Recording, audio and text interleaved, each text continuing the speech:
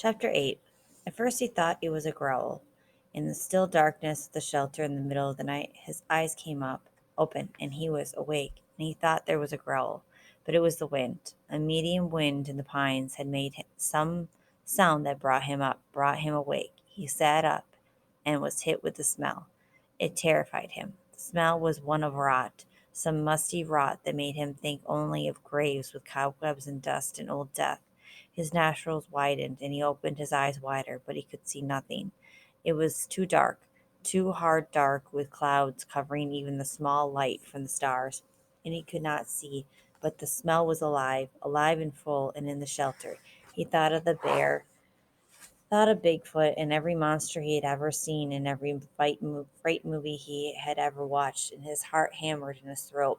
Then he heard the slithering, a brushing sound, a slithering, brushing sound near his feet, and he kicked out as hard as he could, kicked out and threw the hatchet at the sound. A noise coming from his throat, but the hatchet missed, sailed into the wall, where it hit the rocks with a shower of sparks, and his leg was instantly torn with pain as if 100 needles had been driven into it. Ugh! Now he screamed with the pain and fear and skittered on his backside up into the corner of the shelter, breathing through his mouth, straining to see, to hear. The slithering moved again. He thought toward him at first, and terror took him, stopping his breath. He felt he could see a low, dark form, a bulk in the darkness, a shadow that lived. But now it moved away, slithering and scraping. It moved away, and he saw, or thought he saw, it go out of the door opening. He lay on his side for a moment, then pulled a rasping breath in and held it, listening for the attacker to return. When it was apparent that the shadow wasn't coming back, he felt the calf of his leg where the pain was centered and spreading to fill the whole leg. His fingers gingerly touched a grip of needles that had been driven through his pants into the fleshy part of his calf.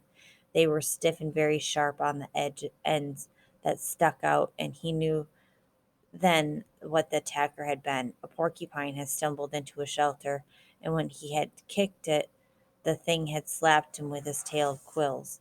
He touched each quill carefully. The pain made it seem as if dozens of them had been slammed into his leg, but there were only 8, pinning the cloth against his skin. He leaned back against the wall for a minute. He couldn't leave them in. They had to come out, but just touching them made the pain more intense. So fast, he thought, so fast things change. When he'd gone to sleep, he had satisfaction, and in just a moment, it was all different. He grasped one of the quills, held his breath, and jerked. It sent pain signals to his brain in tight waves, but he grabbed another, pulled it, then another quill. When he had pulled 4 of them, he stopped for a moment. The pain had gone from being a pointed injury pain to spreading to a hot smear up his leg, and it made him catch his breath. Some of the quills were driven in deeper than others, and they tore when they came out. He breathed deeply twice, let half the breath out, then went back to work. Jerk, pause, jerk, and 3 more times before he lay back in the darkness, done. The pain filled his leg now, and with it came new waves of self pity. Sitting alone in the dark, his leg aching, some mosquitoes finding him again, he started crying. It was all too much, just too much, and he couldn't take it, not the way it was. I can't take it this way, alone with no fire and in the dark. And next time it might be something worse, maybe a bear, and it wouldn't be just quills in the leg, it would be worse. I can't do this, he thought again and again. I can't. Brian pulled himself up until he was sitting upright back in the corner of the cave. He put his head down on his arms across his knees, with stiffness taking his left leg, and cried until he was cried out. He did not know how long it took, but later he looked back on this time of crying in the corner of the dark cave and thought of it as when he learned the most important rule of survival, which was that feeling sorry for yourself didn't work. It wasn't just that it was wrong to do or that it was considered incorrect. It was more than that. It didn't work.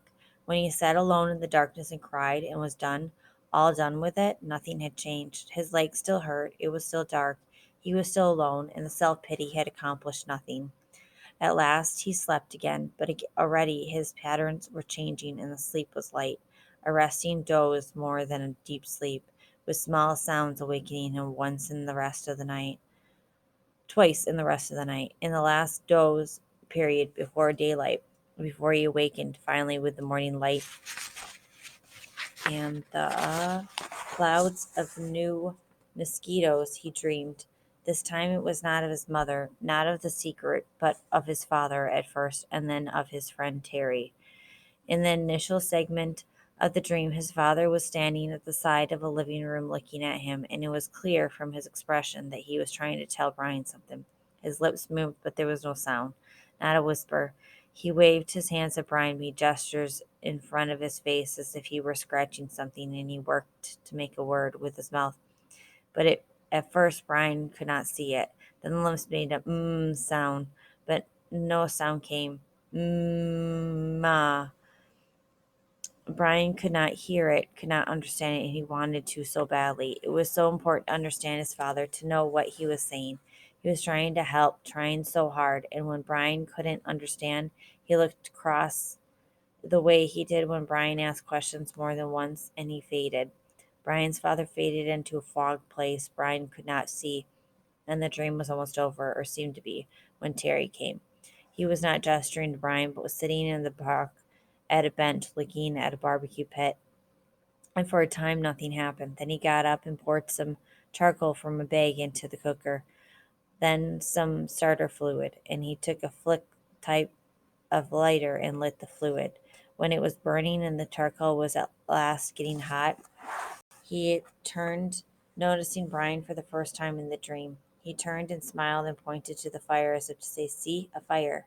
But it meant nothing to Brian except that he wished he had a fire. He saw a grocery sack on the table next to Terry. Brian thought it must contain hot dogs and chips and mustard, and he could think only of the food. But Terry shook his head and pointed again to the fire, and twice more he pointed to the fire, made Brian see the flames, and Brian felt his frustration and anger rise, and he thought, all right, I see the fire, but so what? I don't have a fire. I know about fire. I know I need a fire. I know that. His eyes opened, and there was light in the cave, a gray dim light of morning. He wiped his mouth and tried to move his leg, which had stiffened like wood. There was thirst and hunger, and he ate some raspberries from the jacket. They had spoiled a bit, seemed softer and mushier, but still had a rich sweetness.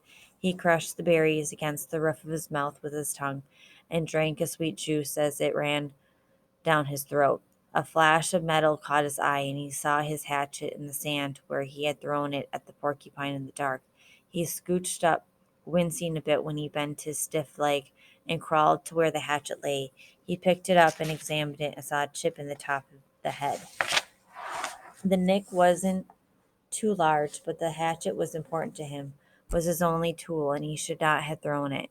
He should keep it in his hand and make a tool of some kind to help push an animal away. Make a staff, he thought, or a lance, and save the hatchet. Something came then, a thought. He held the hatchet, something about the dream and its father and Terry, but he couldn't pin it down. Ah! He scrambled out and stood in the morning sun and stretched his back muscles and his sore leg. The hatchet was still in his hand, and as he stretched and raised it over his head, it caught the first ray of the morning sun. The first faint light hit the silver of the hatchet and flashed a brilliant gold in the light like fire. That is it, he thought, what they were trying to tell me. Fire. The hatchet was the key to it all. When he threw the hatchet at the porcupine in the cave and missed and hit the stone wall, it had showered sparks, a golden shower of sparks in the dark, as golden with fire as the sun was now. The hatchet was the answer. That's what his father and Terry had been trying to tell him. Somehow he could get fire from the hatchet. The sparks would make fire. Brian went back into the shelter and studied the wall. It was some form of chalky granite or a sandstone, but embedded in it were large pieces of a darker stone, a harder and darker stone. It only took him a moment to find where the hatchet had struck. The steel had nicked into the edge of one of the darker stone pieces. Brian turned the head backward so he would strike with the flat rear of the hatchet and hit the back rock gently, too gently, and nothing happened. He struck harder, a glancing blow, and two or three weak sparks skipped off the rock and died immediately. He swung harder, held the hatchet so it would hit a longer sliding blow, and the black rock exploded in fire. Sparks flew so heavily that several of them skittered and jumped on the sand beneath the rock, and he smiled and struck again and again. There could be fire here, he thought.